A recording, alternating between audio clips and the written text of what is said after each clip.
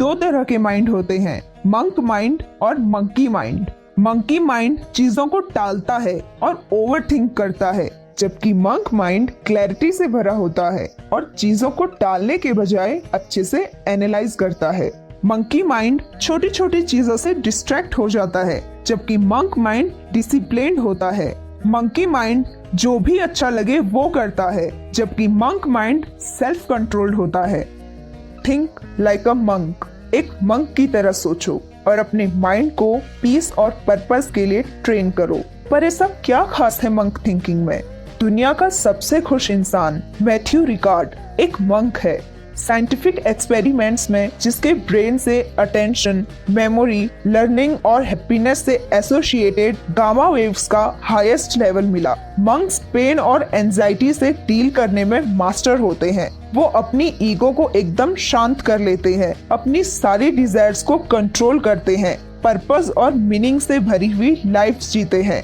तो क्यों ना हम दुनिया के सबसे काम, सबसे हैप्पीएस्ट और सबसे पर्पसफुल लोगों से कुछ सीखें। हो सकता है कि आप सोच रहे हो मंक्स के लिए तो काम रहना बहुत ही आसान होगा, वो तो जंगलों में छिपे रहते हैं जहां उन्हें जॉब्स, रश आवर्स, ट्रैफिक जैसी कोई प्रॉब्लम नहीं होती। शायद आपको लगे कैसे एक मंक की तरह सोचना इस मॉडर्न वर्ल्ड में मेरे लिए हेल्पफुल होगा।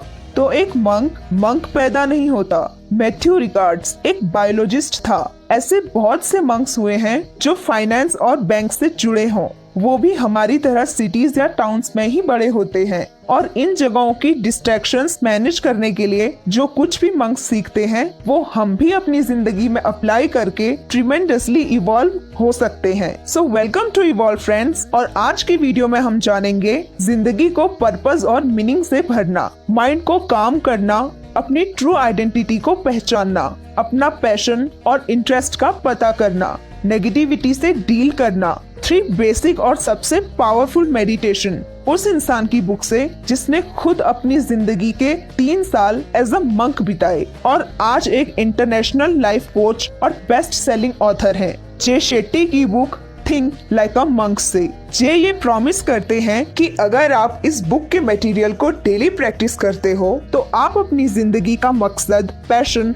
और जिंदगी की रियल मीनिंग को जान पाओगे। और हम यहाँ इवॉल्व पर हर हफ्ते आपके लिए दुनिया की बेस्ट बुक्स की बेस्ट लर्निंग्स लेकर आते हैं। वीडियोस कभी कभी थोड़ी लंबी हो सकती हैं, पर सालों की मेहनत के बाद लिखी गई एक बुक और उसकी बेस्ट लर्निंग इतना टाइम तो डिजर्व करती है। Little learning is a dangerous thing. तो इस एक्सट्रीमली वैल्यूएबल इंफॉर्मेशन को आधा अधूरा मत छोड़िएगा। वीडियो को एंड तक जरूर देखिएगा, या आप इसे एज अ ऑडियो बुक भी सुन सकते हैं। और आपकी प्रेजेंस ही हमें मोटिवेट करती है। तो वीडियो को लाइक करके, कमेंट करके हमें ये जरूर बताइएगा कि आपको हमारी वीडियोस पसंद है। तो शुरू करते हैं हमारी आज की book think like a monk. अपनी 3 साल की मंक लाइफ को जे अगर 4 शब्दों में कहें तो वो है द स्कूल ऑफ लाइफ। वो स्कूल जहां उन्होंने जिंदगी के बारे में सीखा। हमारा माइंड या तो हमें एलिवेट कर सकता है या बहुत नीचे खींच सकता है, और यही कारण है कि हमें मंक की तरह सोचना चाहिए, क्योंकि 2 तरह के माइंड होते हैं, मंक माइंड और मंकी माइंड। मंकी माइंड चीजों को टालता है और ओवरथिंक करता है, जबकि मंक माइंड क्लैरिटी से भरा होता है और चीजों को टालने के बजाय अच्छे से एनालाइज करता है। मंकी माइंड छोटी छोटी चीजों से डिस्ट्रैक्ट हो जाता है, जबकि मंक माइंड डिसिप्लिन्ड होता है। मंकी माइंड जो भी अच्छा लगे वो करता है, जबकि मंक माइंड सेल्फ कंट्रोल्ड होता है। मंकी माइंड जरा सी परेशानी होने पर अपना मकसद बदल देता है, जबकि मंक माइंड इरादे पर अडिग रहता है। मंकी माइंड डिमांडिंग और काम का क्रेडिट लेने वाला होता है, जबकि मंक माइंड डिटरमाइंड और पेशेंट होता है। मंकी माइंड सिर्फ प्लेजर ढूंढता है, जबकि मंक माइंड मीनिंग ढूंढता है। मंकी माइंड डर और नेगेटिविटी को एम्पलीफाई करता है और उसी के बारे में सोच सोचकर उसे बढ़ाते रहता है, जबकि मंक माइंड नेगेटिविटीज और डर को ब्रेक डाउन करता है। मंकी माइंड मल्टीटास्कर होता है और मंक माइंड एक टाइम पे एक ही काम करता है। मंकी माइंड एमलेसली एक थॉट से दूसरे थॉट पर, एक चैलेंज से दूसरे चैलेंज पर बिना कुछ सॉल्व किए जंप करते रहता है, जबकि मंक माइंड चैलेंज की गहराई तक जाकर प्रॉब्लम का रूट सॉल्यूशन निकालता है। Monkey mind complain, compare, criticise करता है और मंक माइंड हम्बल, केयरिंग और कोलैबोरेटिव होता है। इन कंपैरिजन से आपको शायद क्लियर हो गया होगा कि हमें मंक्स की तरह क्यों सोचना चाहिए। मंक रह चुके जे शेट्टी एक ट्रेडिशनल इंडियन फैमिली में पैदा हुए थे और कॉलेज टाइम तक जे का कोई लाइफ गोल नहीं था, कोई पर्पस नहीं था। मैक्सिमम लोगों की तरह वो भी बस एक अच्छी जॉब, अच्छा पार्टनर और एक खुद के घर के बारे में सोचते, जब तक वो एक इंसान से नहीं मिले थे। गौरंगा दास, जे शेट्टी के गुरु, जिन्हें वो पहली बार अपने कॉलेज में मिले, जो कि वहाँ सेल्फलेस सर्विस पे स्पीच देने आए थे। उनके वर्ड्स जे के हार्ट को टच कर गए, जिनमें सबसे खास उन्हें ये स्टेटमेंट लगा, हमें वो पेड़ लगाने चाहिए जिनकी छांव में बैठने का या जिनके फल खाने का हमारा कोई इरादा ना हो। फिर जे ने मंक लाइफ को एक्सप्लोर करना शुरू किया। कॉलेज से ग्रेजुएट होने के तुरंत बाद जे ने मुंबई में एक आश्रम ज्वाइन कर लिया। इस बुक में जे ने बार बार भगवत गीता का यूज किया है, जिसका मतलब है सॉन्ग ऑफ गॉड, जिससे सभी लोग इंडिया का वर्ल्ड को सबसे इम्पोर्टेंट गिफ्ट मानते हैं। जे ने जब आश्रम में रहना शुरू किया तो पहले दिन उन्होंने देखा कि एक 10 साल का बच्चा अपने से छोटे 5 साल के बच्चों को कुछ पढ़ा रहा था। जे उसके पास गए और पूछा कि तुम क्या कर रहे हो? तो बच्चे ने जवाब दिया, आज इनकी पहली क्लास है जिसका मैं टीचर हूँ। तुमने अपनी पहली क्लास में क्या सीखा था? जे ने सोचकर बताया, अल्फाबेट्स और नंबर्स। तो बच्चा कहता है, यहाँ हम पहली क्लास में सिखाते हैं सांस लेना। हमारी ब्रेथ एक ऐसी चीज है जो लाइफ की वेरी बिगनिंग से और लाइफ के एंड तक हमारे साथ रहती है। हम कहीं भी जाएं, किसी भी सिचुएशन में हो, ब्रेथ हमारे साथ है। जब हम स्ट्रेस में होते हैं तो ब्रीथिंग चेंज होती है, हम गुस्से में होते हैं तो ब्रीथिंग चेंज होती है। ब्रेथ को नेविगेट करना, मैनेज करना अगर हम सीख जाते हैं तो हम लाइफ की किसी भी सिचुएशन को नेविगेट और मास्टर कर सकते हैं। इस मास्टरी के लिए जे ब्रेथ वर्क मेडिटेशन बताते हैं, जो हम आगे जानेंगे। Part 1, let go. Identity, is this dust और इज इट मी? ये मैं हूँ या ये धूल है? मंक्स के साथ जे एक स्टोर रूम में है। आश्रम जो कि हमेशा साफ रहता है, ये जगह उससे बिल्कुल अलग है, धूल से भरी हुई है। सीनियर मंक जे को एक मिरर के पास लेके जाते हैं और उनसे पूछते हैं कि क्या दिख रहा है। मिरर पे धूल की मोटी परत होने की वजह से जे को अपना रिफ्लेक्शन बिल्कुल भी नहीं दिख रहा। तब सीनियर मंक एक कपड़े से धूल को हटाते हैं और इस धूल का बादल जे के चेहरे पर आता है, आंखों में और गले में बहुत चुभता है। तब सीनियर मंक कहते हैं, तुम्हारी आइडेंटिटी एक मिरर है जो कि धूल से ढकी हुई है। पहले पहले जब तुम मिरर में देखते हो, तुम क्या हो, तुम्हारी वैल्यूज क्या है, ये सच छुपा हुआ होता है। मिरर को साफ करना भले ही अनप्लीजेंट हो, पर सिर्फ तब ही जब डस्ट हट चुकी हो तुम अपना ट्रू रिफ्लेक्शन देख सकते हो। हमारी आइडेंटिटी होती है 2 लेयर्स की, आउटर और इनर। एक तो धूल की जो कि आउटर लेयर है और दूसरी मिरर की अपनी रिफ्लेक्टिंग लेयर। जब हम खुद को जानना शुरू करते हैं, मेडिटेट करना शुरू करते हैं, माइंड को स्टेबल बनाना शुरू करते हैं, तो एकदम से बहुत सारे डिस्टरबेंस माइंड में आते हैं जो कि हमारी आउटर लेयर है। आउटर वर्ल्ड की आवाजें हैं जो ब्रेन में सेंस ऑर्गन से एंटर हुई। ठीक वैसे ही जैसे धूल आउटर लेयर है जिसे साफ करने में बड़ी इरिटेशन होती है, पर सिर्फ इसे साफ करके ही हम अपनी असलियत को जान पाएंगे। सफाई से वैल्यूज दिखेंगी और वैल्यूज ही लाइफ को चलाती हैं। द मीडिया माइंड गेम, जिन्हें हम देखते हैं उससे हमारी वैल्यूज इन्फ्लुएंस होती है। जो न्यूज फीड में है वो माइंड को फीड कर रहा है। जो मूवीज हम देखते हैं, जिन लोगों के साथ हम रहते हैं, जो सॉन्ग्स हम सुनते हैं, जो मीम्स हम पढ़ते हैं, जो कुछ भी हम दिन भर देखते, सुनते, बोलते हैं, वो सारी हमारी वैल्यूज को, हमारी जिंदगी के मायनों को इन्फ्लुएंस करता है। हम जितना ज्यादा सेलिब्रिटीज की बातें, violent video games, success images और डिस्टर्बिंग न्यूज को सुनते हैं, उतनी ही ज्यादा हमारी वैल्यूज जजमेंट और कंपटीशन से भरती है। असल में हमारी आइडेंटिटी इसमें छुपी होती है कि दूसरे लोग हमारे बारे में क्या सोचेंगे। वो एक स्टेटमेंट है ना, you are not what you think you are. You are not what others think you are, you are what you think others think you are. मतलब कि आप वो नहीं हो जो आप खुद को सोचते हो, आप वो भी नहीं हो जो दूसरे आपको सोचते हैं, आप वो हो जो आप सोचते हो कि दूसरे आपके बारे में क्या सोचते हैं। हम अपनी लाइफ को इम्प्रूव करने के लिए जो एफर्ट्स लगाते हैं वो ज्यादातर किसी और की नजर में अच्छा बैठने के लिए होते हैं।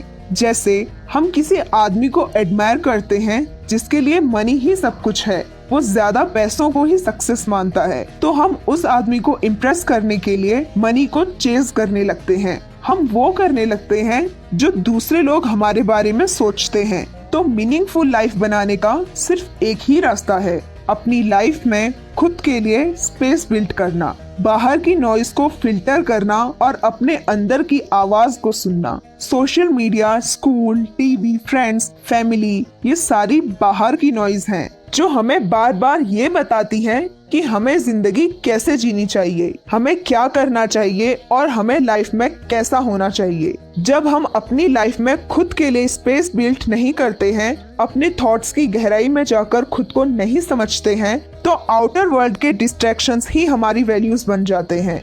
अभी हमें खुद को इन सब चीजों से दूर नहीं कर देना, बल्कि मॉडर्न वर्ल्ड में एक्टिवली स्पेस को बिल्ड करने के 3 स्टेप्स हैं। Number 1, on a daily basis हमें कुछ देर बैठकर अपने माइंड में अपना दिन रिफ्लेक्ट करना है कि आज का दिन कैसा रहा, कैसे इमोशंस मुझ में थे।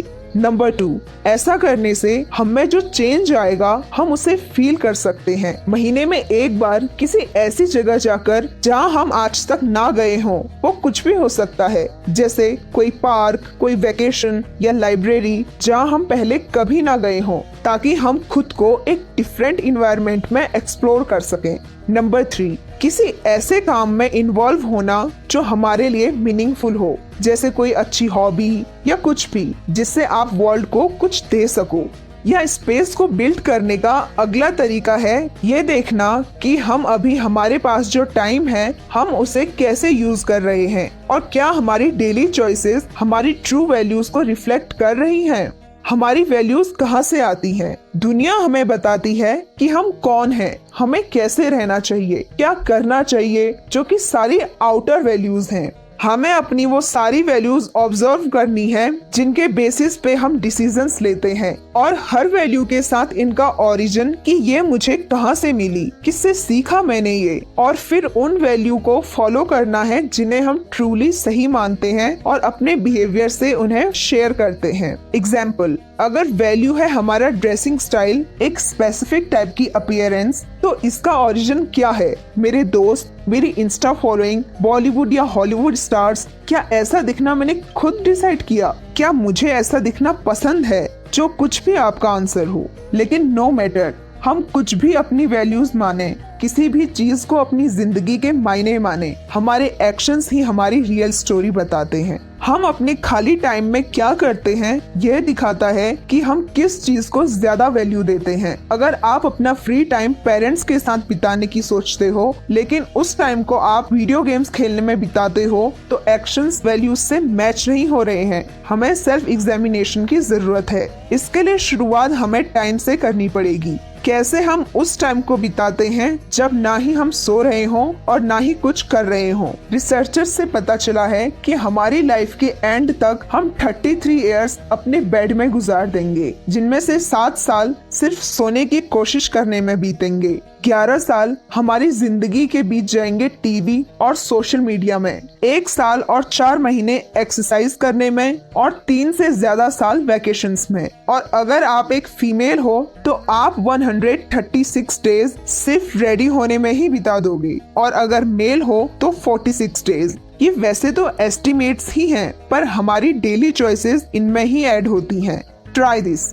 1 हफ्ते के लिए अपने टाइम को ट्रैक करो कि इनमें से किन चीजों में मैंने अपना टाइम कितना बिताया है। Number 1 family, number 2 friends, number 3 health, number 4 work, number 5 social media, और नंबर 6 अवर सेल्फ। जिन एरियाज में आपने मैक्सिमम टाइम स्पेंड किया है वो आपकी वैल्यूज से मैच होनी चाहिए। जैसे टाइम की वैल्यू जानी, वैसे ही हम मनी की भी जान सकते हैं अपने एक्सपेंडिचर को देख के। कहीं हम उन चीजों पे खर्च ना कर रहे हों जो हमारे लिए बिल्कुल भी वैल्यूएबल नहीं है या जो बस टेम्परेरी हैप्पीनेस हमें देती हैं। और मनी को स्पेंड करना हमने already rich dad poor dad से सीखा हुआ है। रिच हमेशा एसेट्स पे स्पेंड करते हैं, जबकि पुअर और मिडिल क्लास लायबिलिटी पे स्पेंड करते हैं, जिन्हें वो सोचते हैं कि ये एक एसेट है। अगर आपने वो वीडियोस नहीं देखी हैं, तो हमने उसकी भी चैप्टर वाइज समरी अपलोड की हुई है। मनी के सही यूज के लिए आप उन्हें देख सकते हैं। जहां हम अपना टाइम और मनी स्पेंड कर रहे हैं वो हमारी ट्रू वैल्यूज को बताते हैं। हम इन्हें अपने आउटर सेल्फ के इन्फ्लुएंस से यूज कर रहे हैं या अपनी इनर सेल्फ के। 15 मिनट्स के लिए सोशल मीडिया स्क्रॉल करने के लिए हमारे पास काफी टाइम होता है, पर 15 मिनट्स के लिए मेडिटेशन, उसके लिए हमारे पास टाइम ही नहीं होता। अपनी पास्ट वैल्यूज को जानने के लिए हमें ये करना है।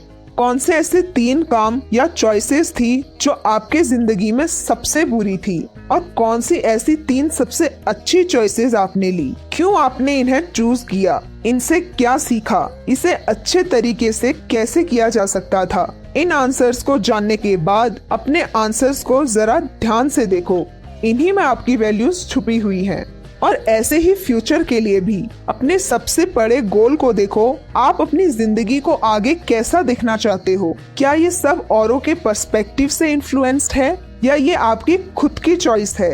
Value driven decision. अगली बार जब आप अपना फ्री टाइम स्पेंड करने का डिसीजन लो तो उससे पहले पॉज करो और सोचो इस चॉइस के पीछे कौन सी वैल्यू है। इसमें कुछ सेकंड ही लगने हैं और इस पॉज से आप कॉन्शियस हो जाते हो सही और गलत के लिए। जिस किसी के साथ भी आप टाइम स्पेंड करो उसके बाद ये क्वेश्चन करो, जैसा मैं बनना चाहता हूँ क्या इसके साथ रहने से मैं उसके करीब जा रहा हूँ या उससे दूर? आंसर क्लियर होगा और उसी पे एक्ट करना। अपने आप से पूछना, जो मैं इन लोगों से सीख रहा हूँ, जो वैल्यूज ये मुझे दे रहे हैं, जिनसे अल्टीमेटली मेरी लाइफ बनने वाली है, ये मैं हूँ या ये धूल है? इज दिस डस्ट और is it me? Chapter 2 negativity.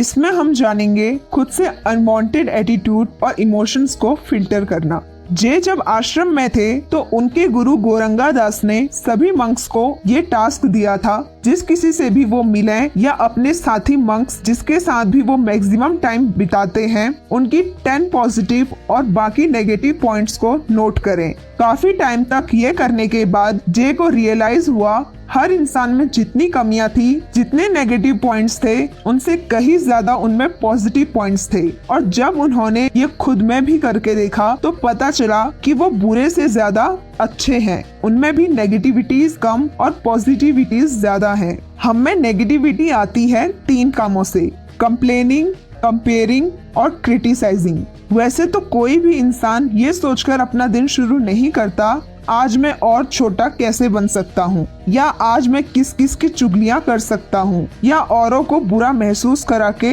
मैं खुद खुश कैसे रहूंगी। पर फिर भी नेगेटिविटी हमारे अंदर से आती है। हम में 3 कोर इमोशनल नीड्स हैं: पीस, लव और अंडरस्टैंडिंग। जब कभी इन इमोशंस पे कोई खतरा महसूस हो तब हम नेगेटिव फील करने लगते हैं या नेगेटिव एक्ट करने लगते हैं। ये डर कि पूरी चीजें होने वाली हैं, लॉस ऑफ पीस है। ये डर कि कोई मुझे इम्पोर्टेंस नहीं देता, लॉस ऑफ लव है। और डिसरिस्पेक्टेड होने का डर, लॉस ऑफ अंडरस्टैंडिंग है। और फिर ये नेगेटिव फीलिंग्स कंप्लेन, कंपैरिजंस या क्रिटिसिज्म के फॉर्म में हमसे बाहर निकलती हैं। नेगेटिविटी फैलती है। हम सोशल क्रिएचर्स हैं और हमें हमारी बड़ी रिक्वायरमेंट्स पीस, लव और अंडरस्टैंडिंग मिलती है अपने आसपास के लोगों से। अनकॉन्शियसली हम औरों को खुश रखने की कोशिश करते हैं। रिसर्चर्स ने कंफर्म किया है कि हमारी वैल्यूज हमारे ग्रुप से पूरी तरह इन्फ्लुएंस होती है और जिन लोगों के साथ हम हैं उनसे अलाइन करने के लिए हम उन्हें फॉलो भी करने लगते हैं, भले ही हमारे आसपास के लोग पूरी तरह से गलत ही क्यों ना हो। कॉलेज स्टूडेंट्स के साथ एक बार एक एक्सपेरिमेंट किया गया जिसमें इंस्ट्रक्टर्स ने स्टूडेंट्स से कहा वो एक विजन टेस्ट कर रहे हैं। इस एक्सपेरिमेंट में में सिर्फ एक स्टूडेंट के अलावा हर स्टूडेंट एक एक्टर था, जिन्हें पहले से ही बताया गया था कि उन्हें क्या करना है। तो इंस्ट्रक्टर ने स्टूडेंट्स को एक टारगेट लाइन दिखाई और उसी लाइन के बगल में 3 और लाइन दिखाई और उनसे पूछा कौन सी लाइन की लेंथ टारगेट लाइन की लेंथ से मैच होती है। एक्टर स्टूडेंट्स ने जानबूझकर गलत जवाब दिया। उन्हें देखकर जो अकेला स्टूडेंट बचा था, ये जानने के बावजूद कि उनका आंसर गलत है, वो उन्हीं का जवाब रिपीट कर रहा था। इस फिनोमिनन को ग्रुप थिंक बायस कहते हैं और ऐसा शायद आपके साथ भी स्कूल में बहुत बार हुआ हो। सही जवाब हम जानते हैं पर सब कुछ और कहते हैं, तो हम अपना सही आंसर अपने अंदर ही दबा देते हैं। इसीलिए अगर हमने खुद को गॉसिप, कंप्लेंट्स और पूरी नेगेटिविटी से सराउंड किया हुआ है, तो बहुत ज्यादा चांसेस हैं कि हम भी नेगेटिव बन जाएं। जितनी नेगेटिविटी हमारे आसपास है, उतने ही ज्यादा नेगेटिव हम भी हैं।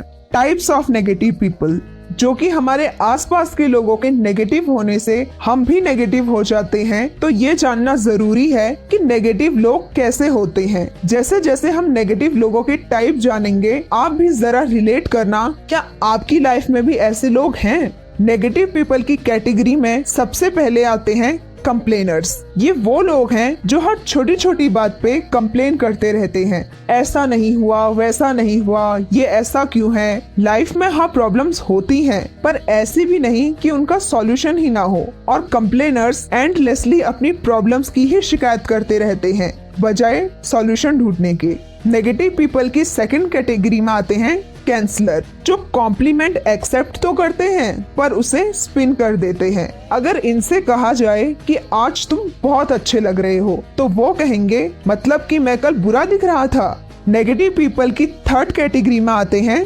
कैजुअलिटीज, जो सोचते हैं कि दुनिया उनके साथ नहीं है और हमेशा अपनी प्रॉब्लम्स के लिए दूसरों को ही दोषी ठहराते हैं। नेगेटिव पीपल की फोर्थ कैटेगरी में आते हैं क्रिटिक्स, जो औरों को जज करते हैं उनके डिफरेंट ओपिनियन पे या उनके पास कोई ओपिनियन ना होने पे। नेगेटिव पीपल की फिफ्थ कैटेगरी में आते हैं कमांडर्स, जो खुद की लिमिट्स को अपनी जिंदगी की आखिरी हकीकत मान लेते हैं पर औरों पे प्रेशर डालते हैं सक्सेसफुल होने के लिए। नेगेटिव पीपल की सिक्स्थ कैटेगरी में आते हैं कॉम्पिटिटर्स, जो खुद को औरों से कंपेयर करते हैं, फिर खुद को और अपनी चॉइसेस को कंट्रोल करते हैं औरों के सामने अच्छा लगने के लिए। ये इतने दर्द में रहते हैं कि औरों को नीचे लाना चाहते हैं, खुद की नजर में खुद को ही छोटा देखते हैं और खुद को एक भी चीज के लिए अप्रिशिएट नहीं कर पाते।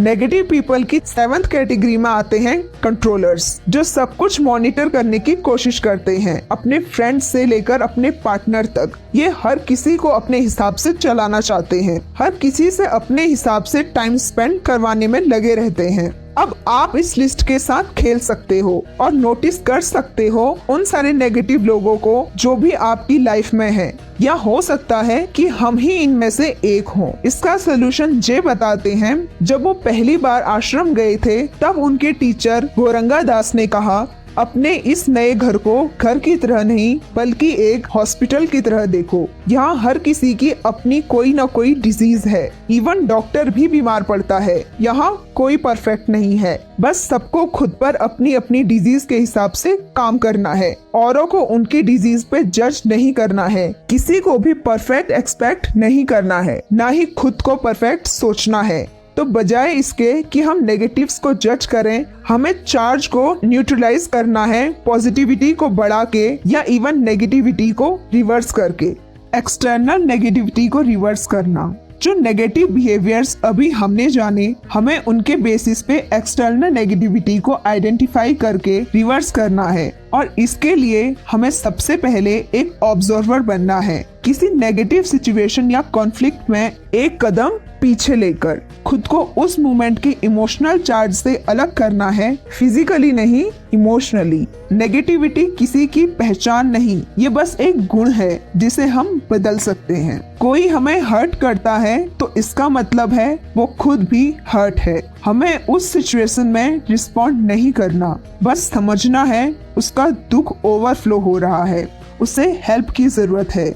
दलाई लामा ने कहा है, अगर तुम किसी की मदद कर सकते हो तो करो, पर अगर नहीं तो एटलीस्ट उन्हें और दुखी मत करो। किसी की हेल्प तभी करनी चाहिए जब हम उस काम में खुद प्रोफेशनल हो। हम किसी डूबते हुए को तभी बचा सकते हैं जब हम खुद एक प्रोफेशनल स्विमर हो। अगर हमें खुद नॉर्मली स्विम करना आता है और हम गहरे पानी में डूब रहे किसी को बचाने जाएं, तो वो हमें भी अपने साथ ले डूबेगा। किसी की हेल्प करने की डिजायर ईगर ड्रीवन है। अपने इस इमोशन को खुद को कंट्रोल करने की ताकत मत दो। मदद तभी करो जब आपके पास वो नेसेसरी स्किल्स और टाइम हो, वरना तब बहुत फ्रस्ट्रेशन आती है जब लोग तुम्हारी ब्रिलियंट एडवाइस को सुनकर उस पे एक्ट नहीं करते। तो हमें ऐसे लोगों को जाने देना है, जैसे हमने पहले चैप्टर में जाना था, लेट गो।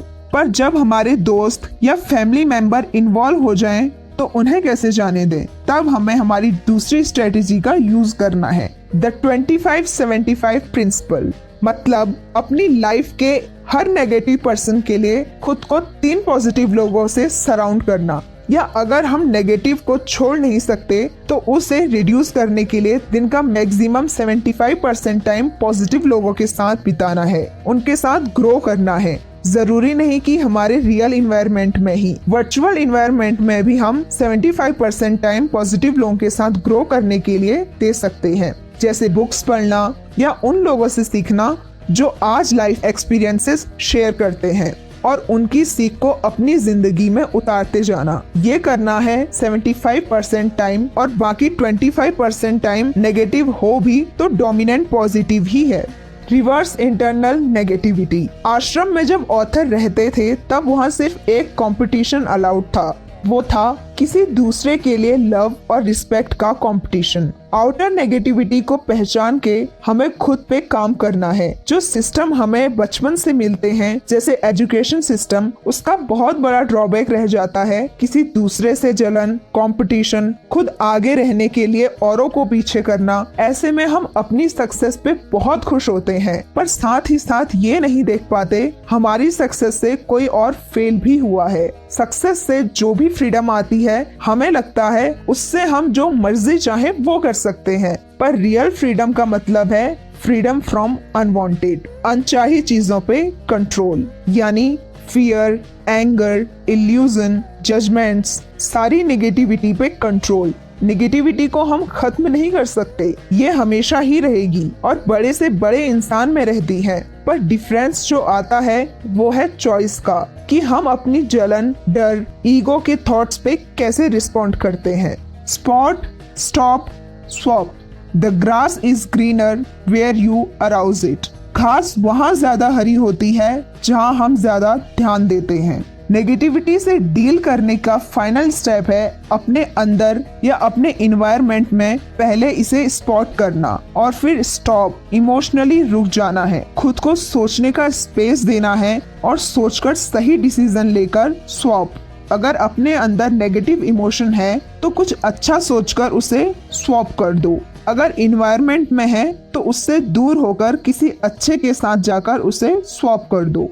जब हम औरों के मिसफॉर्चून के बारे में जानने के लिए एक्साइटेड नहीं होते हैं, बजाय इसके उनकी सक्सेस पे हमें खुशी होती है, तब हम हील करना शुरू करते हैं। चैप्टर 3, फियर, डर। डर हमसे एक पल के लिए हमारे सारे अचीवमेंट्स छीन लेता है। आश्रम में एक दिन गोरंगा दास ने अपने सारे स्टूडेंट्स से कहा, अपनी आंखें बंद करो और अपना बुरे से बुरा डर याद करो। कोई ऐसी सिचुएशन जब तुम वाकई में बहुत डरे हुए थे। फियर, एंजाइटी, बस यही थी दिमाग में। तभी जे को अपना एग्जाम का डर याद आया। बड़ी छोटी चीज लगती है, लेकिन बचपन में शायद हम इससे एक ना एक बार बहुत डरे हैं। इस सिचुएशन में जे ने खुद से पूछा, मैं किस चीज से डर रहा हूँ? माहौल एकदम शांत था, जे का माइंड भी शांत था। सिर्फ यही क्वेश्चन था दिमाग में, एग्जाम टाइम में मैं किस चीज से डरता था। धीरे धीरे उन्होंने जाना उनका डर इस वजह से था, मेरे पेरेंट्स, मेरे दोस्त मेरे स्कोर्स को देख के मेरे बारे में क्या सोचेंगे, मेरे रिश्तेदार क्या कहेंगे, मुझे मेरे कजिन से कंपेयर किया जाएगा। वो इस सब को बस याद नहीं कर रहे थे, बल्कि ये डर अभी भी उन्हें महसूस हो रहा था, जैसे वो बिल्कुल उसी सिचुएशन में हो। जिस सिचुएशन में थोड़ा और डीप गए, फिर से पूछा, मैं वाकई में किस चीज से डर रहा हूँ। फिर उन्हें अपने डर की जड़ का पता चला। वो इस बात से डरते थे कि मैं अपने पेरेंट्स को खुश नहीं कर पाऊंगा। इसी से आधे घंटे पहले जे को लगा वो किसी चीज से नहीं डरते, पर जब जरा खुद को जाना तो पता चला कि उनका बचपन का डर अब भी उनके साथ था। फिर उन्होंने सीखा अपने डर को सही तरीके से यूज करना। Use fear as a tool to arise. Imagine करो कि आप एक घर में आराम से सो रहे हो और वहां अचानक से आग लग जाए। स्मोक डिटेक्टर बीप कर रहा है। इमीडिएटली आप बहुत डर गए हो क्योंकि सिग्नल ने अपना काम किया जो आपका अटेंशन लेने के लिए था। आपको स्मोक की स्मेल आ रही है, तो अब आप अपनी फैमिली को लेकर घर से बाहर निकलोगे, राइट? ये है फेयर का बेस्ट यूज करना। आपने ऐसा नहीं किया कि स्मोक अलार्म को सुनने के बाद क्विकली कोई सही स्टेप लेने के बजाय आप दौड़कर स्मोक डिटेक्टर के पास गए, उसकी बैटरी निकाल दी और आराम से सो गए। ऐसा करने पर आप इमेजिन कर सकते हो कि इससे प्रॉब्लम सिर्फ बढ़ेगी ही, पर फिर भी यही काम हम अपने डर के साथ करते हैं। सही रिस्पॉन्स देने के बजाय हम सिचुएशन को टाल देते हैं या उसे दफनाने की कोशिश करते हैं। अगर हम उस सिग्नल से ना सीखें जो हमें अलर्ट कर रहा है, तो हमें प्रॉब्लम के रिजल्ट से सीखना ही पड़ेगा जो कि उतना सही नहीं है। और अगर हम अपना फियर फेस करें तो हम स्ट्रॉन्गर ही बनते हैं। एज अ मंक, जे ने एक सिंपल ब्रीथिंग एक्सरसाइज सीखी अपने डर को मैनेज करने की। जैसे स्टेज पर अगर कभी परफॉर्म करना हो, उससे पहले डर की वजह से बढ़ती हार्ट बीट, एक बड़े ग्रुप को एड्रेस करने से पहले का डर, किसी बड़े रूम में बहुत से लोगों के सामने अकेले बोलना, जॉब इंटरव्यू का डर। जब भी हम डर में होते हैं तो सबसे पहले हार्ट बीट और ब्रीथिंग बढ़ती है। इसे ओवरकम करने के लिए हमें 4 की काउंटिंग तक स्लोली इनहेल करना है अपनी ब्रीथ को, फिर अगले 4 की काउंटिंग के लिए होल्ड करना है, फिर धीरे से सांस बाहर छोड़नी है 4 या उससे ज्यादा की काउंटिंग तक। ये बहुत पावरफुल टेक्निक है। साइंटिफिकली डीप ब्रीदिंग हमारे नर्वस सिस्टम के एक पार्ट को एक्टिवेट करती है जिसे वेगस नर्व कहते हैं। इसका एक्टिवेशन पूरी बॉडी में रिलैक्सेशन रिस्पॉन्स स्टिम्युलेट करता है। कंट्रोल्ड ब्रीदिंग का सिंपल एक्ट एक स्विच को फ्लिप करने जैसा है जो हमारे नर्वस सिस्टम को रेस्ट और डाइजेस्ट की स्टेट में डाल देता है, जिससे माइंड और बॉडी काम होते हैं। Chapter 4, intention. जब दिल और दिमाग एक हार्मनी में होते हैं तब कुछ भी इम्पॉसिबल नहीं होता। हमारे दिमाग में हमारी आइडियल लाइफ की, रिलेशनशिप्स की, हम अपना टाइम कैसे स्पेंड करते हैं, क्या अचीव करना चाहते हैं, इस सब की एक इमेज होती है और हमें लगता है कि ये सारी चीजें हमें खुश करेंगी। पर अब हम जानेंगे क्या है जो इन एम्बिशंस को ड्राइव करता है और क्या हैप्पीनेस राइट टारगेट है। जे जिस आश्रम में थे वहाँ 2 लोकेशंस थी। एक दिन सीनियर मंक जे के साथ कुछ और मंक्स को दूसरी जगह ले गए और वहाँ चलते चलते वो उन्हें कुछ ग्रेट मंक्स से मिला रहे थे और उनके अचीवमेंट्स बता रहे थे। एक मंक लगातार 8 घंटों तक मेडिटेट कर सकता था। एक 7 दिन तक लगातार बिना कुछ खाए पिए रह सकता था। एक सारे स्क्रिप्चर्स के सभी श्लोक रिसाइट कर सकता था। ये देखकर जे बोले, वाओ, आई विश मैं भी ये कर पाता। सीनियर मंक ने उनकी ओर देखा और पूछा, क्या तुम सोचते हो कि तुम ये कर पाते या इसे करना सीख पाते? इसके पीछे तुम्हारा मोटिवेशन क्या है? क्या तुम सारे स्क्रिप्चर्स को मेमोराइज करना चाहते हो क्योंकि ये एक इम्प्रेसिव अचीवमेंट लगता है, या तुम उन्हें पढ़कर कुछ सीखना चाहते हो? जे को रियलाइज हुआ कि उनकी लाइफ की सबसे बड़ी लर्निंग्स किसी क्लासरूम में नहीं बल्कि ऐसे ही किन्हीं मोमेंट्स में उन्हें मिली थी। फर्स्ट केस, जहाँ वो स्क्रिप्चर याद करने की सोचते हैं, वहाँ सिर्फ आउटकम की ही चाहत है, पर सेकंड में क्यूरियोसिटी है प्रोसेस से सीखने की। सीनियर मंक जे को ये क्वेश्चन करने को कह रहे थे, वो क्यों उस काम को करना चाहते हैं जो आउटकम तक पहुँचने के लिए जरूरी है। The 4 motivations. नो मैटर हम कितनी भी बिखरी हुई जिंदगी जी रहे हों, हम सभी के कुछ न कुछ सपने होते हैं कि हमारी जिंदगी में क्या होना चाहिए। हिंदू फिलोसोफर भक्ति विनोद ठाकुर सारे कामों के पीछे के 4 मोटिवेशंस डिस्क्राइब करते हैं। Number 1 fear, number 2 desire, number 3 duty और नंबर 4 लव। ये 4 मोटिवेशन हमारे सारे बड़े एक्शंस के लिए रिस्पॉन्सिबल होते हैं। आइए इन्हें जरा डिटेल में समझते हैं। फियर। जब फियर हमें मोटिवेट करता है, हम वो करना शुरू करते हैं जो हम अचीव करना चाहते हैं। जैसे यार एग्जाम नजदीक आ रहे हैं और कुछ भी नहीं पढ़ा, तो इस डर से हम पढ़ना शुरू कर देते हैं। पर फियर के साथ प्रॉब्लम ये है कि ये सस्टेनेबल नहीं है। इससे हम काम लंबे टाइम तक नहीं कर सकते और ना ही इससे लॉन्ग टर्म तक एक्ट करने पे हमारी बेस्ट परफॉर्मेंस आती है, क्योंकि हम बुरे रिजल्ट से बहुत ज्यादा डरे हुए होते हैं। सेकेंड मोटिवेशन है डिजायर। इससे हम तब एक्ट करते हैं जब हम पर्सनल ग्रेटिफिकेशन की ओर भागते हैं।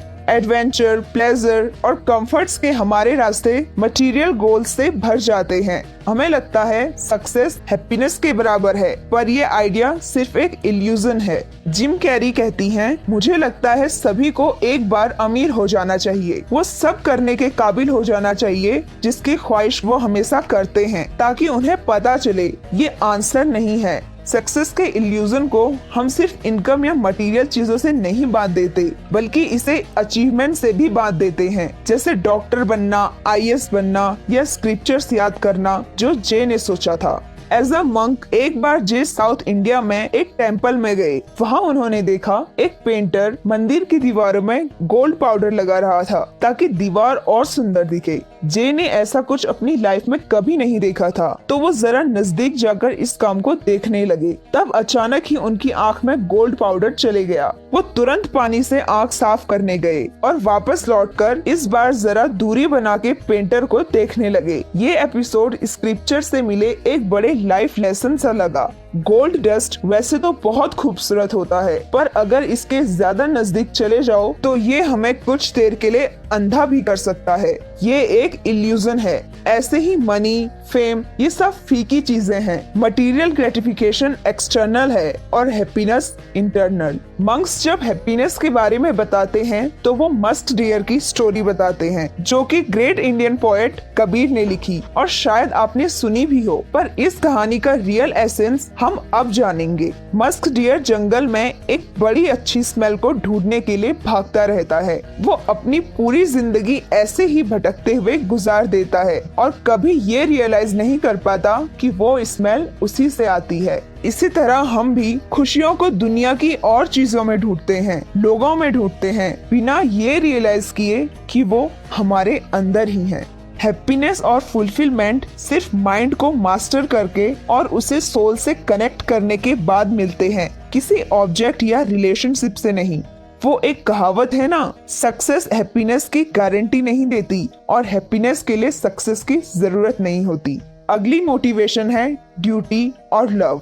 मंक्स को अपने काम पर विश्वास होता है कि इससे हम दुनिया में एक पॉजिटिव इम्पैक्ट डाल रहे हैं। जो हम कर रहे हैं वो मैटर करता है, तो हम भी मैटर करते हैं। तो जो वैल्यू हम अपने काम में देखते हैं वही हमें मीनिंग दे सकती है। हम काम को बहुत ज्यादा कर सकते हैं जब हम उसे किसी के लव की वजह से करें। जब हम इंटेंशनली जीते हैं एक क्लियर विजन के साथ कि जो काम हम कर रहे हैं वो क्यों मैटर करता है, तब लाइफ में मीनिंग होती है और लाइफ फुलफिलमेंट देती है। Meditation, breath. Breath work distraction को हमारे दिमाग से हटाने में सबसे पावरफुल मेडिटेशन है। ब्रेथ वर्क काफी कामिंग होता है, पर इजी नहीं। लेकिन जो चैलेंजेस शुरुआत में आते हैं वो प्रोसेस का ही एक पार्ट है। बहुत से लोग मेडिटेशन से दूर भागते हैं क्योंकि ये बहुत ही अनप्लीजेंट और डिफिकल्ट लगता है। इसीलिए बुद्धा कहते हैं, जैसे एक मछली को पानी से निकालने के बाद वो तड़पने लगती है, वैसे ही माइंड को मेडिटेशन के लिए ट्रेन करने में माइंड भी शुरुआत में तड़पता है और सिर्फ प्रैक्टिस से ही ये काम होता है। Try this. ये वो ब्रेथ वर्क मेडिटेशन है जो जय शेट्टी हर दिन यूज करते हैं, जिसे हम फोकस इंक्रीज करने के लिए यूज कर सकते हैं। इसका पहला स्टेप है एक कंफर्टेबल पोजीशन फाइंड करना, जैसे चेयर में बैठना या बैकबोन को एक तकिए की हेल्प से सीधा रख के बैठना। Next, close your eyes. Then आंखों को ढीला छोड़ दो, फोर्स नहीं देना है। खुद को उस पोजीशन में कंफर्टेबल बनाओ और अब काम, बैलेंस और पीस की ओर अवेयरनेस लाओ। जेंटली माइंड को पीस की ओर लाओ और अब अपने नेचुरल ब्रीदिंग पैटर्न के लिए अवेयर होना शुरू करो। ब्रीथ पर ना ही जोर देना है और ना ही प्रेशर। बस जो नेचुरल ब्रीदिंग पैटर्न है उसके लिए अवेयर होना है। इस दौरान माइंड इधर उधर जरूर भटकेगा, तो जब भी ऐसा होता है हमें फिर से अपनी अवेयरनेस को पीस की ओर ले जाना है। और यही चैलेंज है।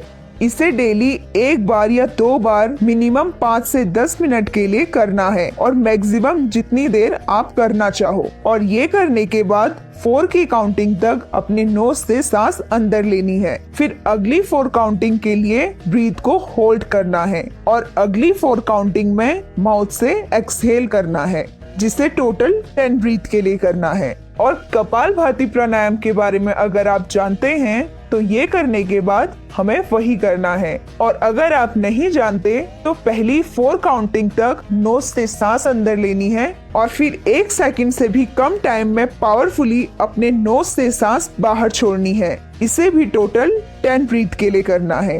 Breath work for sleep 4 seconds तक इनहेल करना है और फिर 4 सेकंड से ज्यादा टाइम के लिए एक्सहेल करना है, जिसे आप कर सकते हैं जब आप सोने की कोशिश कर रहे हैं और इसकी हेल्प से नींद बहुत जल्दी आती है।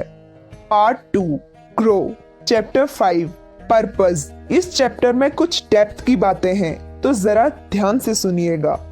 अपनी स्ट्रेंथ और वीकनेस को आश्रम के पूरे अलग यूनिवर्स में एक्सप्लोर करने से जे और उनके साथी अपने धर्म तक पहुंच सके। ये कोई रिलीजियस धर्म की बात नहीं हो रही है। ये एक संस्कृत वर्ड है जिसे किसी और लैंग्वेज के एक सिंगल वर्ड से एक्सप्लेन नहीं किया जा सकता। इसे हम अपनी कॉलिंग कह सकते हैं। धर्म वर्ण और सेवा का कॉम्बिनेशन है। वर्ण को हम पैशन या स्किल कह सकते हैं और सेवा का मतलब है दुनिया की जरूरतों को समझना और सेल्फलेसली दूसरों के अच्छे के लिए काम करना। जब हमारे नेचुरल टैलेंट्स और पैशन यानी कि वर्ण यूनिवर्स की जरूरतों से मैच होते हैं और हमारा पर्पस बन जाते हैं, तब हम हमारे धर्म में जी रहे होते हैं। और अपने धर्म में जीना ही फुलफिलमेंट का इकलौता रास्ता है। डिस्कवरिंग धर्मा जे लिखते हैं, एक दिन मैं बर्तन धो रहा था और तभी एक सीनियर मंक मेरे पास आए और बोले, हम चाहते हैं कि इस हफ्ते तुम एक क्लास लो और टॉपिक भगवत गीता का ये श्लोक है कि ग्रेट आदमी जो भी काम करता है, कॉमन इंसान उसके फुटस्टेप्स को फॉलो करता है और वो अपने कामों से जो भी सीख दुनिया को देता है, पूरी दुनिया उसे फॉलो करती है। मैंने इस पर बोलने के लिए एग्री किया और अब बर्तन धोने के बाद मैं ये सोच रहा हूँ कि मैं क्या बोलूँगा। ज्यादातर सारे गुरु एग्जाम्पल से समझाते हैं, मैं कैसे समझाऊंगा। मेरी तरह ही बहुत से मंक आश्रम में 5 साल की उम्र से नहीं है। वो एक नॉर्मल इंसान की जिंदगी जीकर यहाँ पहुँचे हैं, तो उन्हें ये श्लोक समझाना शायद थोड़ा मुश्किल हो। तो मैं इसके लिए एक्साइटेड हूँ कि कैसे मैं इस श्लोक को उन्हें रेलिवेंट फील करा सकता हूँ, जिससे वो इसे अपनी आश्रम से बाहर की लाइफ में भी अप्लाई करके देख सकें। तो मैंने आश्रम की लाइब्रेरी के कंप्यूटर में रिसर्च करनी शुरू की, पर ये बहुत ज्यादा स्लो था। हर इमेज डाउनलोड होने में घंटों लगा देती थी। मेरी रिसर्च के दौरान मैं कम्युनिकेशन की साइकोलॉजी से काफी फैसिनेट हुआ। हमारी क्लास एक मीडियम साइज्ड रूम में होती थी और जब मैंने अपनी बात पूरी की तो मुझे पता चला कि मुझे अपने आइडियाज शेयर करना अच्छा लगता है। मैंने ये एंजॉय किया जितना कि मैंने इस पर रिसर्च करना एंजॉय किया और मंक्स ने मुझे अप्रिशिएट भी किया और एक दो ने ये भी पूछा कि मैंने ये प्रिपेयर कैसे किया। जब मैं इस सेटिस्फेक्शन का आनंद ले रहा था तब मुझे अपना धर्म रियलाइज होना शुरू हुआ। पढ़ना, नॉलेज के साथ एक्सपेरिमेंट करना और बोलना। हर किसी का अपना अलग नेचर होता है जिससे उनकी अपनी स्ट्रेंथ और वीकनेस होती है। धर्म का मतलब है इस नेचुरल इंक्लिनेशन को उन कामों पे यूज करना जिनमें हम अच्छे हैं और इससे औरों को सर्व करना। काम की प्रोसेस के लिए हम पैशनेट होने चाहिए और एग्जीक्यूशन स्किलफुल होना चाहिए और औरों का रिस्पॉन्स अच्छा होना चाहिए कि तुम इस काम को बेहतरीन तरीके से करते हो। और ये है एक मैजिक फॉर्मूला धर्म के लिए। Passion plus expertise plus usefulness equals to धर्म। अगर हम काम से खुश सिर्फ तब हैं जब लोग तारीफ करते हैं, तो इसका मतलब है कि हम काम के लिए पैशनेट नहीं हैं। और अगर हम अपने पैशन और स्किल्स में इंडल्ज्ड हैं पर कोई रिस्पॉन्ड नहीं करता, तो हमारा पैशन बिना पर्पस के है। इन दोनों में से एक भी चीज मिसिंग हो तो हम अपने धर्म में नहीं हैं। अपने धर्म को जानने में टाइम लगता है और ये सिर्फ काम करके पता चलता है। खुद को काम में जुटाना पड़ता है, अलग अलग काम करने पड़ते हैं और काम इस मेंटेलिटी से नहीं करने कि मुझे तो पता करना है कि मुझे क्या अच्छा लगता है या मैं किस काम में अच्छा हूँ। क्योंकि एक दो बार में अगर कोई काम अच्छा लगता है तो फिर बाद में वही चीज बोर करने लगती है, मन ही नहीं होता उस काम को करने का। और जहाँ तक परफॉर्मेंस की बात है, तो पहली बार में किसी भी नए काम में टॉप परफॉर्मेंस हो ऐसा नहीं हो सकता, प्रैक्टिस करनी पड़ती है। तो काम को करना है काम करने से प्यार करने के लिए, ये सीखने के लिए कि कोई भी काम हो मैं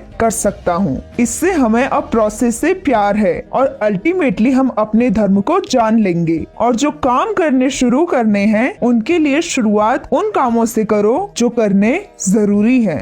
जे ने जब आश्रम छोड़ा तो ग्लोबल मैनेजमेंट कंसल्टिंग में जॉब करनी शुरू की। यहाँ वो लगातार नंबर्स, डाटा और फाइनेंशियल स्टेटमेंट से डील कर रहे थे और जल्द ही वो ये जान गए कि इस काम के लिए एक्सेल यूज करने का टैलेंट इसेंशियल था। पर काफी एफर्ट्स देने के बावजूद जे एक्सेल में उतना इम्प्रूव नहीं कर पाते थे, जबकि और लोग उतने एफर्ट से काफी आगे बढ़ जाते थे। तो जब वो अपना बेस्ट देते रहे तो उन्होंने सोचा कि कैसे मैं यहाँ वो चीज डिमॉन्स्ट्रेट करूँ जिसमें मैं ऑलरेडी अच्छा हूँ।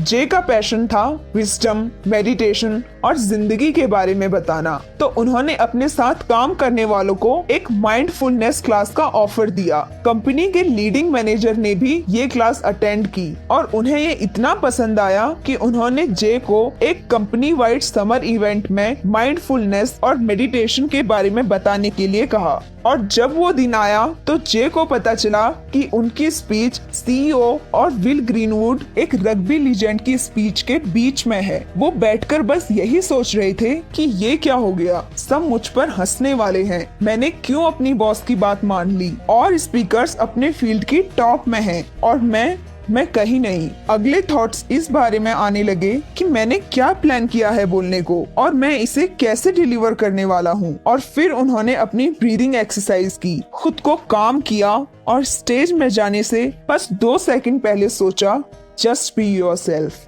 अपने धर्म को परफेक्टली फॉलो कर बजाय किसी और के धर्म पर चलने के। उन्होंने अपनी स्पीच खत्म की और जिस डायरेक्टर ने इवेंट ऑर्गेनाइज किया था उसने कहा, मैंने कभी भी किसी ऑडियंस को इतना शांत नहीं देखा। तुम्हारी स्पीच के दौरान एक सुई गिरने तक की आवाज सुनाई दे सकती थी। और फिर बाद में उसी डायरेक्टर ने जे को पूरे यूके में माइंडफुलनेस सिखाने को कहा। तो जे कहते हैं, कुछ बड़े करियर चेंज लाने के बजाय आप मेरा तरीका ट्राई कर सकते हो। आपकी जिंदगी जैसी भी अभी चल रही है उसमें उन अपॉर्चुनिटीज को ढूंढो जहां आपको वो काम करने का मौका मिले जिससे आपको प्यार है। और ये कोई नहीं जानता कि ये छोटा सा स्टेप आपको कहां तक पहुंचा सकता है। अगले चैप्टर में हम जानेंगे कि कैसे हम दिन का बेस्ट स्टार्ट पा सकते हैं और कैसे एक रूटीन हमारी बेस्ट परफॉर्मेंस ला सकता है। Chapter 6, routine. Location has energy, time has memory. हर सुबह जैसे ही आप उठो, खुद से ये कहो, मैं बहुत ही खुशकिस्मत हूँ कि आज मैं जिंदा हूँ। मेरे पास ये प्रीशियस ह्यूमन लाइफ है और इसको मैं पूरा यूटिलाइज करूंगी। रूटीन बिल्ड करने के लिए जे की पहली रिकमेंडेशन है सुबह जल्दी उठना।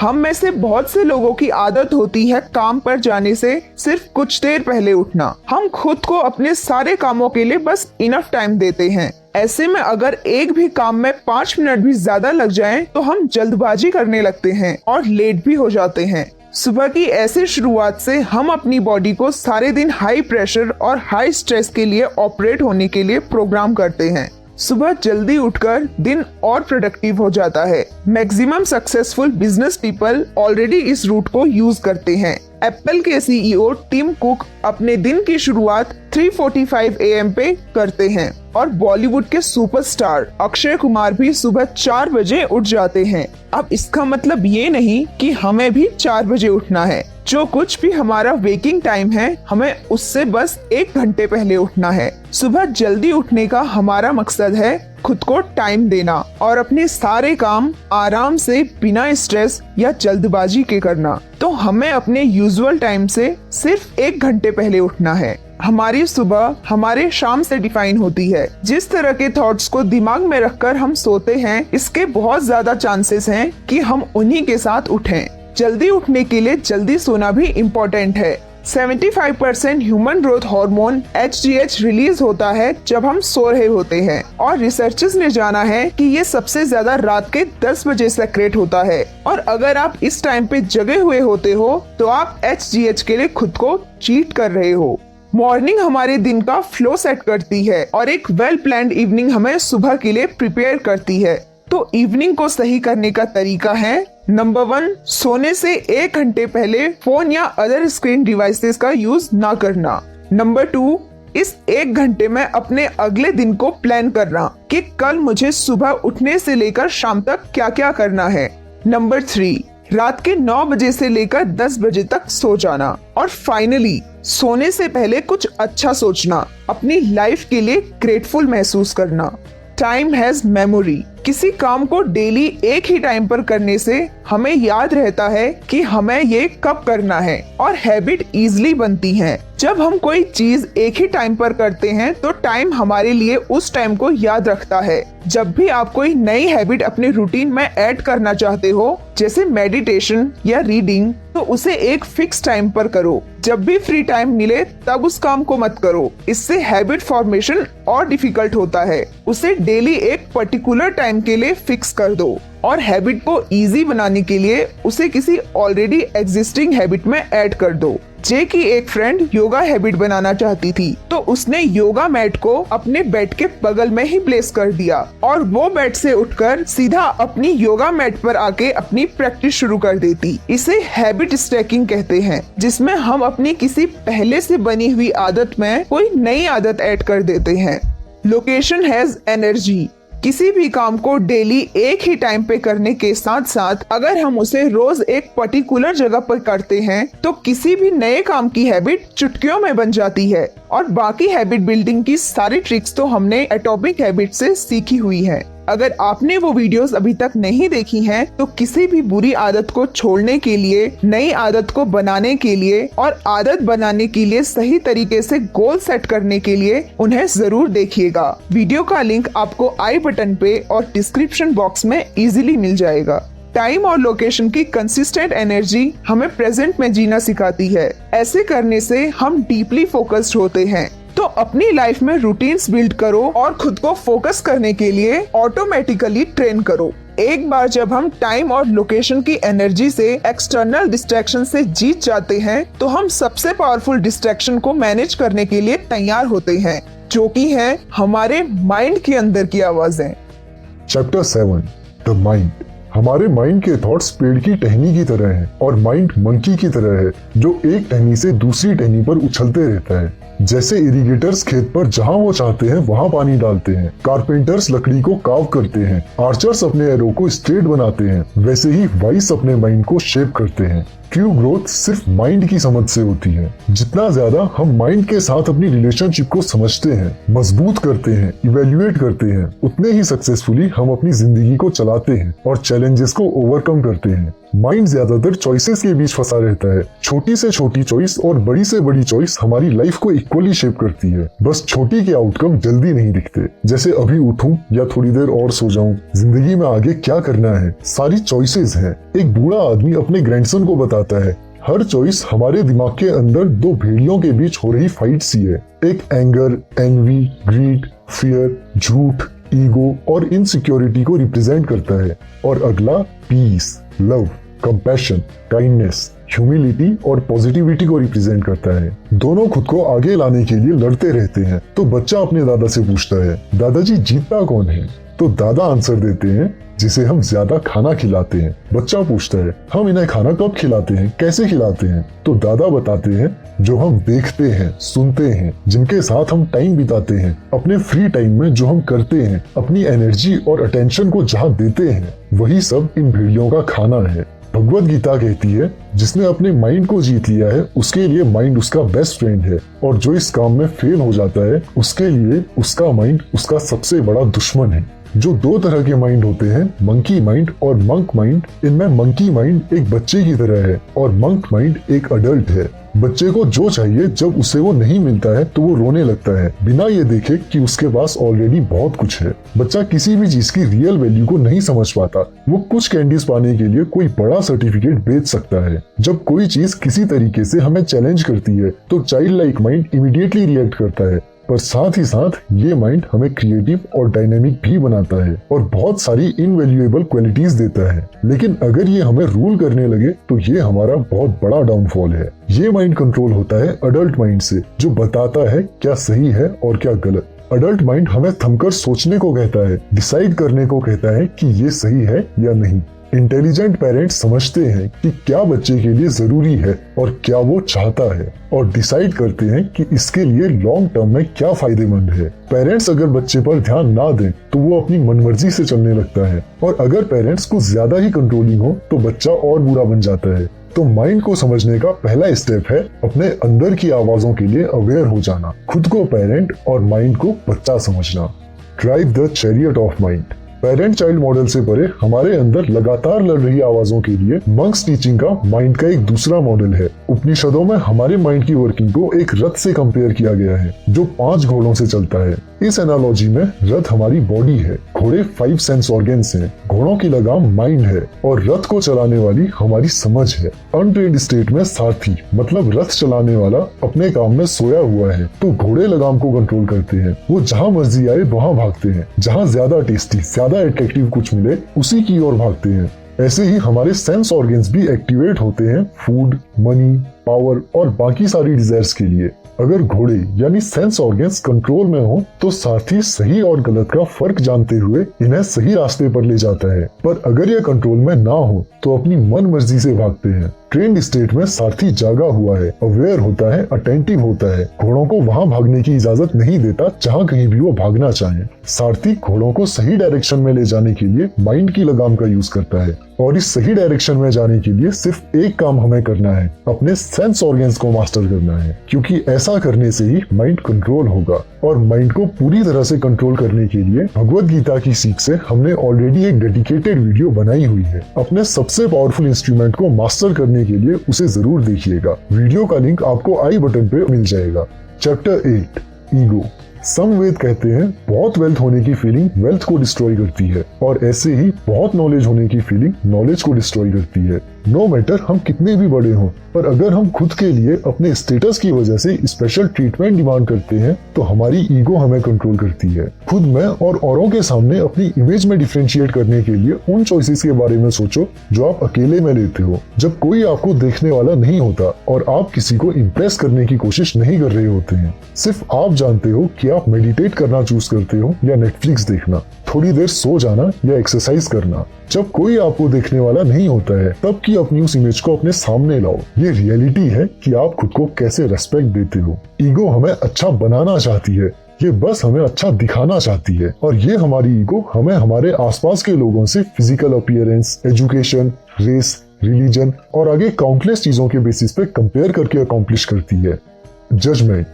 एक ज़ेन स्टोरी है 4 मंक्स के बारे में जो एक साथ 7 दिन और 7 रातों के लिए पूरे साइलेंस में मेडिटेट करने का डिसीजन लेते हैं। पहला दिन अच्छा बीतता है, पर जैसे ही शाम होने लगती है तो पहला मंक इम्पेशेंट हो जाता है, क्योंकि जिस मंक को लैंप जलानी थी वो अभी तक अपने ध्यान में मग्न है। काफी देर हो जाती है और पहले मंक से अब रहा नहीं जाता है, तो वो दूसरे से कहता है तुम लैंप्स क्यों नहीं जलाते हो। सेकंड मंक उसकी ओर मुड़कर कहता है तुमने साइलेंस को तोड़ा। तो इतने में तीसरा मंक बोलता है बेवकूफो तुम दोनों ने साइलेंस तोड़ दिया है। फिर चौथा मंक अपने साथियों की ओर देखता है और एक प्राउड स्माइल उसके चेहरे पर आती है और वो कहता है लगता है कि सिर्फ मैं ही हूँ जो एंड तक शांत रहा। स्टोरी में हर मंक ने एक दूसरे को जज किया और ऐसा करने से वो खुद पे ही गिल्टी हुए। ये जजमेंट का नेचर है, ये हम पर ही पलट कर वार करता है। और जब कभी भी हम किसी और को नीचा दिखाने की कोशिश करते हैं तो दूसरा आदमी भले ही नीचे गिरे ना गिरे, हम जरूर नीचे गिर जाते हैं। जब हम खुद को औरों से ऊंचा दिखाने की कोशिश करते हैं, सबसे आगे दिखाने की कोशिश करते हैं, तो जब हमारी कमजोरियां सबके सामने आती हैं, तब उस ईगो के पास डिफेंस के लिए कुछ नहीं बचता, जो अब तक हमें बताती थी कि हम ही सबसे ब्रिलियंट हैं। ईगो का सॉल्यूशन है ह्यूमिलिटी। ईगो दो तरफा होती है। एक बार को वो हमें बताती है कि हम ही सबसे अच्छे हैं और अगले ही पल में वो दिखाती है कि हम सबसे बुरे हैं। दोनों ही सिचुएशंस में हमारी रियलिटी हमसे छुपी हुई है। ह्यूमिलिटी ये जानने में है कि इन दोनों एक्सट्रीम्स के बीच क्या है। मैं कुछ चीजों में अच्छा हूँ और कुछ में उतना अच्छा नहीं हूँ। ये ह्यूमिलिटी है। ह्यूमिलिटी हमें हमारी वीकनेस को समझने में हेल्प करती है और इम्प्रूवमेंट कराना चाहती है। हम अपनी पहचान को जानने के लिए और गहराइयों में जा रहे हैं, जिससे हम एक मीनिंगफुल लाइफ जी सकेंगे। ये बहुत सारी ग्रोथ है और अचानक से नहीं होगी। तो खुद की इस ग्रोथ में हेल्प करने के लिए हमें अपनी मेडिटेशन में विजुअलाइजेशन को ऐड करना है। पास्ट को हील करने के लिए और फ्यूचर के लिए प्रिपेयर होने के लिए विजुअलाइजेशन परफेक्ट वे है। Meditation, visualise. इमेजिन कि आपको वो चीज बिल्कुल पसंद नहीं थी जो आपने किसी ऐसे इंसान से कही जिसकी प्रेजेंस आपकी लाइफ में बहुत इंपॉर्टेंट है। अब खुद को उन्हें ये बताते हुए देखो कि उनकी प्रेजेंस आपके लाइफ में कितने मायने रखती है। इससे पास्ट चेंज तो नहीं होता, पर रिग्रेट बढ़ने के बजाय हील होनी शुरू होती है। जे लिखते हैं कि स्पीच देने से पहले प्रिपेयर करते वक्त मैं बहुत बार खुद को ऑलरेडी स्टेज पर जाकर बोलते हुए विजुअलाइज करके प्रैक्टिस करता हूँ। इससे मेरी प्रैक्टिस और प्रोडक्टिव होती है। विजुअलाइजेशन मेडिटेशन एक अपॉर्चुनिटी है। पास्ट हो या फ्यूचर हो, चीज बड़ी हो या छोटी हो, उसकी एनर्जी को एक्सट्रैक्ट करके उसे रियलिटी बनाने की। मेडिटेशन का सबसे इम्पोर्टेंट पार्ट है अपने थॉट्स को देखना। वो जैसे हैं उन्हें वैसे ही रहने देना और अपने दिमाग को उस चीज की ओर ले जाना जो हम विजुअलाइज कर रहे हैं। अगर ये हार्ड नहीं होता है तो आप कुछ गलत कर रहे हो। एक इम्पोर्टेंट नोट, हमें पॉजिटिव विजुअलाइजेशन चूज करने हैं। नेगेटिव विजुअलाइजेशन हमें पेनफुल थॉट्स से भर देता है। Part 3, give. Chapter 9, gratitude. दुनिया का सबसे पावरफुल ड्रग। अपने पास जो है उसमें हर चीज को अप्रिशिएट करो, ऑर्डिनरी को भी और स्पेशली ऑर्डिनरी को ही। मंक्स हर वक्त अपनी हर चीज के लिए ग्रेटफुल रहने की कोशिश करते हैं। ग्रेटिट्यूड पर जे का सबसे मेमोरेबल लेसन आश्रम में आने के काफी टाइम बाद उन्होंने सीखा।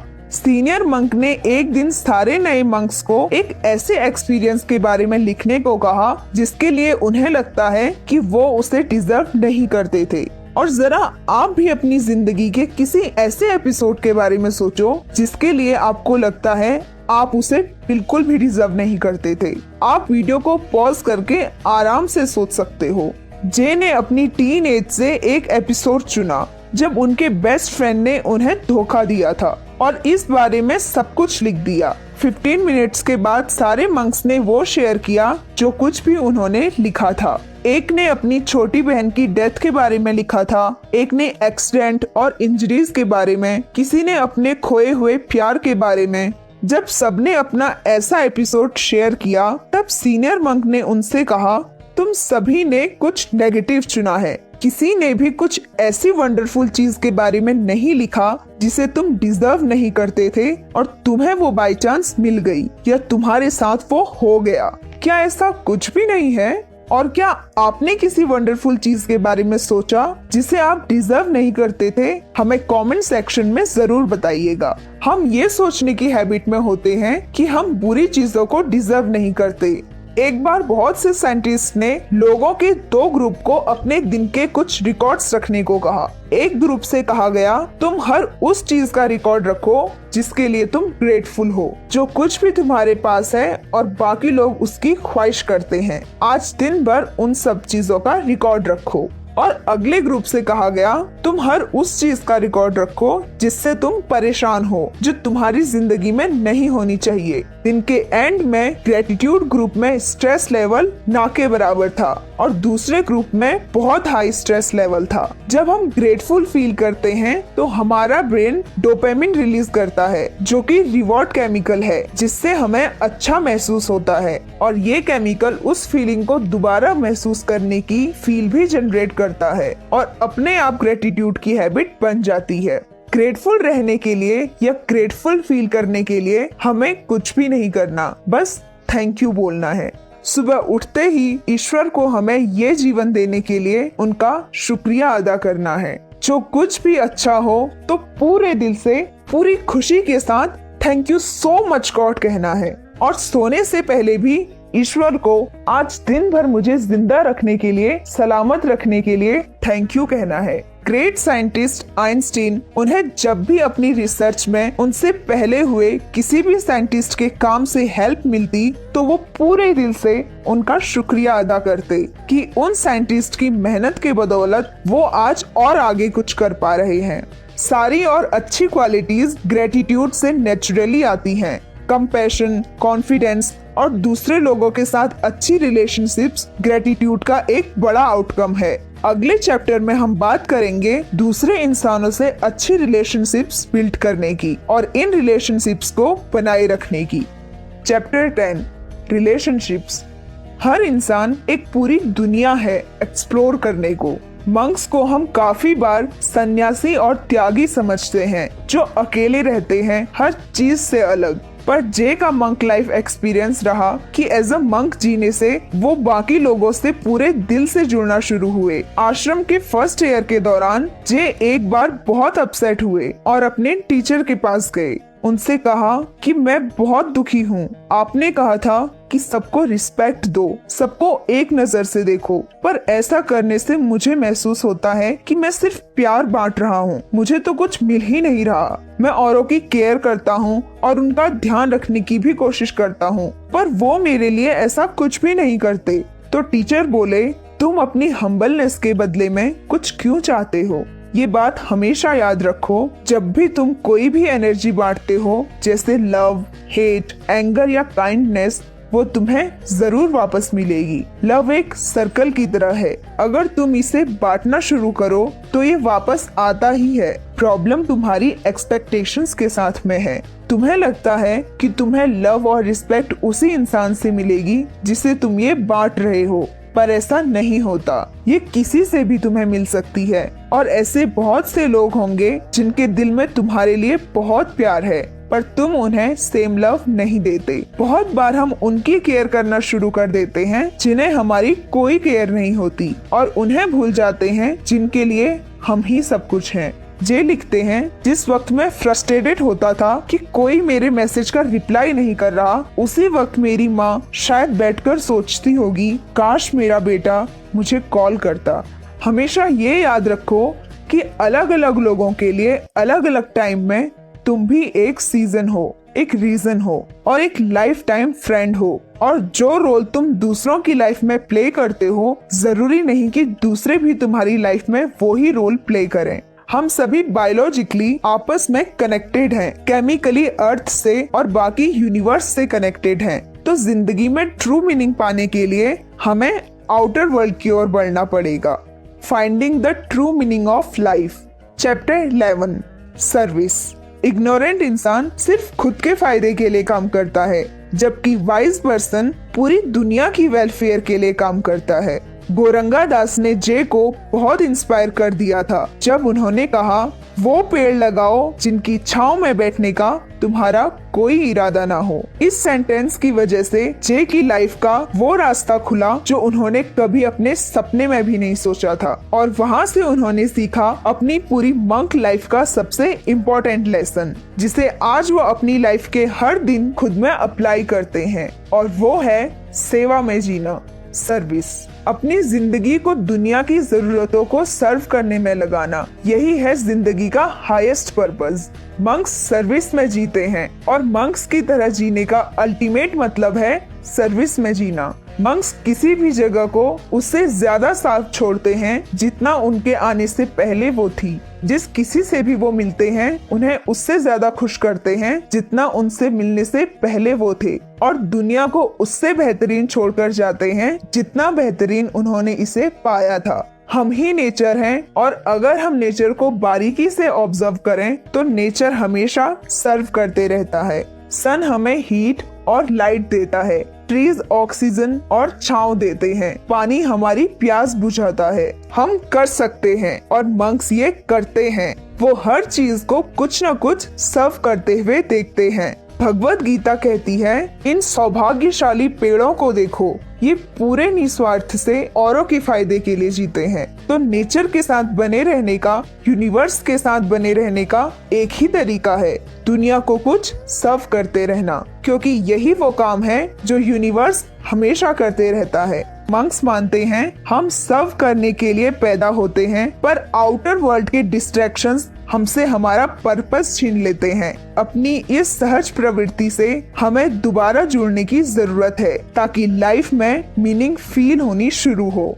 मंक्स जानते हैं कि सर्विस का पिलर हमारी लाइफ को बहुत मायनों में सुधारता है। सर्विस हमें कनेक्ट करती है। जब हम सर्व करते हैं तो अकेला रह जाना बहुत मुश्किल हो जाता है। सर्विस ग्रेटिट्यूड को दुगना कर देती है। जब हम सर्व करते हैं तब रियलाइज होता है कि दुनिया को वाकई में उस चीज की जरूरत है जो हमारे पास ऑफर करने के लिए है। औरों की हेल्प करने से महसूस होता है कि हम दुनिया में कुछ डिफरेंस पैदा कर रहे हैं और जिंदगी में मीनिंग और पर्पस महसूस होता है। सर्विस में जीते हुए हमारे पास कंप्लेन और क्रिटिसाइज करने का समय ही नहीं होता।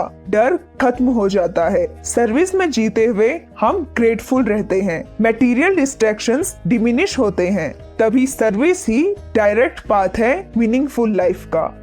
Meditation, chant. Legendary inventor Nikola Tesla ने कहा था, अगर तुम यूनिवर्स के सीक्रेट्स जानना चाहते हो तो एनर्जी, फ्रीक्वेंसी और वाइब्रेशन के टर्म्स में सोचो। साउंड हमारे माइंड को चलाती है। कोई सॉन्ग हमें पुरानी यादों में डुबा देता है, कोई हमारा डांस मोड ऑन कर देता है और कोई हमें इमोशनल कर देता है। शब्दों में वैसे ही पावर होती है और ये हमारी दुनिया को देखने के पर्सपेक्टिव को शेप करते हैं। तो जब हम चैंट करते हैं हम खुद एनर्जी जनरेट करते हैं। साउंड मेडिटेशन हमें हमारी सोल से और यूनिवर्स से कनेक्ट करता है। मंक्स साउंड की पावर को मास्टर करते हैं। कुछ अफर्मेशंस और मंत्रास को अपने मेडिटेशन के दौरान बार बार रिपीट करके। सबसे पुराना और सबसे पावरफुल मंत्र है ओम और इसकी चैंटिंग हमें अपने मेडिटेशन में ऐड करनी है। मेडिटेशन के एंड में हमें इसे 3 बार, 7 बार या इससे आगे जितना आप चैंट कर सको उतने बार बोलना है और बस अपनी आवाज को सुनना है। कंक्लूजन, तो इस बुक से हमने जाना मंक माइंडसेट बिल्ड करने की 3 स्टेजेस। फर्स्ट, हम जाने देते हैं, लेट गो, एक्सटर्नल इन्फ्लुएंसेस को, इंटरनल ऑब्स्टिकल्स को और उन डरों को जो हमें पीछे खींचते हैं। अपनी आइडेंटिटी को पहचान कर, नेगेटिविटी को बारीकी से समझकर और अपने डर का अपने फेवर में यूज करना सीखकर हम आउटर ऑब्स्टिकल्स को जाने देते हैं। उस जलते हुए घर को याद रखिएगा। लेटिंग गो को हम क्लींजिंग की तरह समझ सकते हैं जो कि ग्रोथ के लिए स्पेस बिल्ड करती है। सेकंड, हम ग्रो हुए, हमने इंटेंशन के साथ डिसीजन लेना सीखा, अपने धर्म को जानकर पर्पस के साथ जीना सीखा, मंकी माइंड को मंक माइंड से कंट्रोल करना सीखा और अपनी ईगो को भी मास्टर करना सीखा। और फाइनली हमने सीखा ग्रेटिट्यूड, लोगों के साथ मीनिंगफुल रिलेशनशिप्स और सर्विस की हेल्प से सेल्फ कंटेंट होकर बांटना। और इसी के साथ हमने जाने 3 बेसिक और सबसे powerful meditation, breath work, visualisation और साउंड। आई होप कि इस बुक ने आपको इंस्पायर किया होगा और अब आप अपनी जिंदगी के लिए एक फ्रेश स्टार्ट प्लान करोगे। इस बुक से बस इतना ही। आई होप कि आपको ये नॉलेज वैल्यूएबल लगी हो और आप इसे अप्लाई जरूर करोगे। At the end it's all about love. तो वीडियो को अपने फ्रेंड्स की ग्रोथ के लिए उन्हें शेयर जरूर कीजिएगा और साथ ही साथ इसे लाइक और चैनल को सब्सक्राइब करके बेल आइकन को प्रेस करके ऑल पे क्लिक जरूर कीजिएगा। And most importantly, thanks a lot for watching या लिसनिंग।